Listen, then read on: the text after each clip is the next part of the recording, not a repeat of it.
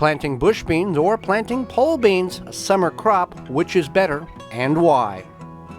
This Michigan Garden Moment is brought to you by migardener.com. With over 450 varieties of heirloom and organic flowers, vegetables, and herb seeds, all for 99 cents a pack.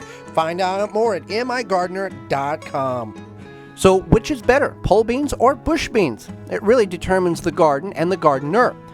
Bush beans will take 40 to 60 days to reach a mature state. They will produce for 2 to 3 weeks and then their life cycle is pretty much over.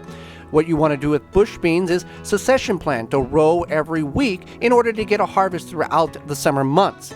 You can also plant bush beans 9 per square foot, and you can also throw them in very small areas that you have opened up in your garden. Pole beans, on the other hand, will take 70 to 80 days to reach maturity. They will produce all the way up till frost, or you kill it, or disease kills it.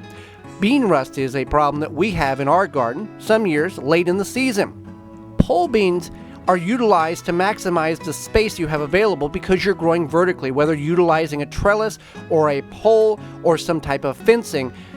Both of these plants require you to continue to harvest their produce. If you continue to harvest the bean, they're going to produce more. If you do not harvest, they're going to shut down once they have a mature state of beans on the crop. Pole beans can produce 2 to 3 times more beans over a growing season versus one bush bean plant. So also keep that available. Keeping them weeded, keeping them watered, keeping them healthy, and in full sun is the best. Bush beans and pole beans can do somewhat decent in partial shade.